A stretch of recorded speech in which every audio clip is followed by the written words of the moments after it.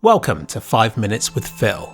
Give a man the internet and he's suddenly an expert at everything, especially the topics where he isn't an expert. I think this pandemic has demonstrated this nicely. Internet experts are a particular problem for kliksphilip, who, thanks to his diverse array of content, runs into experts every video. And by experts, what I mean are people who tell me how I should be doing something. It doesn't matter if I have hundreds of hours of experience with it.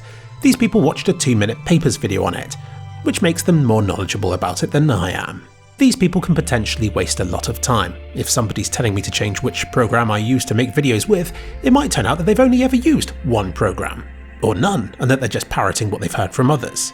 Like, just because you've heard something about something, maybe it isn't always relevant to the situations you find yourself in. Maybe it's best not to tell somebody how they should be doing what they're doing. I shouldn't complain because maybe these people are genuinely trying to help, but I'm sure you can understand why it's annoying to have your real-world experience dismissed by an internet expert. Or, equally annoying, to be criticised by an internet expert when I didn't ask nor need their contribution. It's as though some people treat the internet as a huge competition to brag about themselves and to put others down. For me, my problem is upscaling experts. I'm sure it's worse for doctors who must be forever battling against Google searches. And what about quantum physics? Truly a topic where how much you talk about it scales inversely proportionally to how much you actually know about it. I see internet experts on Reddit all of the time. Something hits the front page and then for weeks and weeks it's brought up in conversation whenever it's even remotely relevant, often misinterpreted or changed in some subtle but important way. I mean, you think the whole internet is full of experts until you're an expert in that field yourself, and then suddenly you realise how ill-informed the majority actually is. When kliksphilip makes a video about something, he might not be the best at it, but he knows enough about it to be able to produce the sort of video that he's trying to make. Take Doom Eternal, for instance. He's beaten the game and feels he now knows enough about it to be able to write a review about it. But apparently not. Because from some of the comments that video received, you might have thought that kliksphilip's Doom Eternal video was titled Roast Me, or was in some way me bragging about being the greatest Doom Eternal player of all time. There were comments dismissing the review because they deemed me to be too bad to be allowed to review the game. Some comments served no purpose other than to let me know how bad I am. And something about that rubs me up the wrong way, because I know I'm not bad. I've got 20 years of first-person shooting experience, and I literally beat the game. A game that is considered rather difficult. No, what annoys me about these comments is that they feel entitled to tell me, in a way that can't possibly help matters. A negative contribution to the internet. Sometimes I like to probe them, to see if they meant well but just came across in the wrong way, because it feels good to reach an agreement with those people. But if they turn out to be nothing more than bragging wankers, then kliksphilip will give as good as he gets. When a comment angers me, it helps to try and figure out why it's angering me. And it turns out it's almost never what's said, but is instead how that's been said. In particular, what rubs me up the wrong way is when people claim their opinion as fact. Sure, you might disagree with me, in which case, tell me you disagree with me and why. Or better still, don't bother commenting. That is an option too, believe it or not. But please, don't say I'm wrong as though your opinion is somehow the only way to feel about it and that it justifies you being a dick to everybody you disagree with. You'd think this would be fairly straightforward, but a lot of people online don't seem to get it. This is my video, I'm here already. If you don't like it, then there is nothing forcing you to stay and to argue with me. Sometimes when I get a negative comment, I search for previous comments from that user, and I'm often shocked to find that they've apparently disliked my stuff for years, yet are still here watching and complaining about each video that I make. When it comes to argumentative comments, it's definitely something I have less patience for than I used to. I blame it on the thousands of comments I've had from people telling me how I should be playing Dirt Rally. Some of these internet experts will be other players, trying to feel good about their own ability.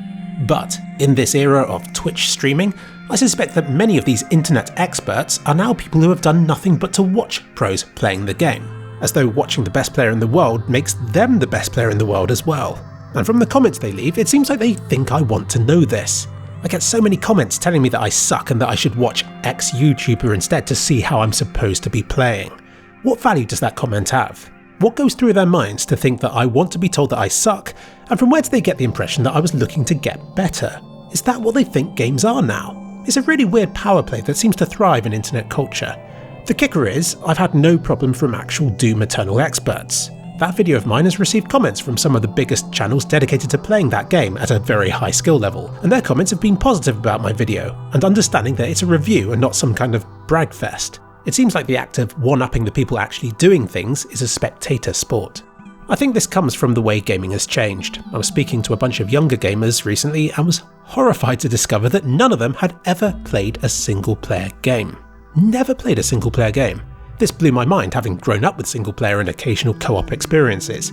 I wouldn't say I play more than a handful of games multiplayer, and it only makes up a fraction of my gaming experience. But there's another, even newer group of gamers as well. Those who don't play them at all, but who instead simply watch others play them. And that must have a profound impact on how they perceive media about that game. They might assume that if they played the game for themselves that they'd be equally talented as the pro gamers that they're watching. Because why not? They can make sense of what they're seeing, so why shouldn't they be able to play just like that as well? And secondly, they might not understand a review that describes a game as a series of choices, when to them, a game is a video that they watch from start to finish, and when what they get from viewing it is different from a person actually playing it for themselves. So yeah, to them, maybe the concept of trying to be anything but the best at the game is alien to them. But as a content creator and gamer, I don't see my content as that. I use YouTube to share stories that mean something to me. Odd Grub was me talking about a clever exploit in Skyrim that I discovered, using it to make an overpowered character which I then turned into an entertaining video about a murderous villain exploiting it. The key bit here being that it was my story, and not a guide on how to build the strongest Skyrim character ever. It's quite sweet really that people come to me asking me to make a video about an oddly specific game that clearly means something to them. But my content doesn't work like that because I need to have a connection to that game, and unique stories about it, before I would consider making a video about it. The internet certainly changed how I go about playing games. Playing Final Fantasy IX recently, I used online guides to ensure that I didn't miss an important item, or to save time on a bit where I've done it before but can't be bothered to figure it out again. I use guides selectively to augment my gaming experience, but I don't let it replace it. I could use the internet to attain the perfect playthrough, or to become a pro at the game, but it doesn't mean I want to. That isn't an end goal to me, when apparently it is to some people online. Different people want different things. It's something I will just have to accept, but I'd appreciate it if they did too.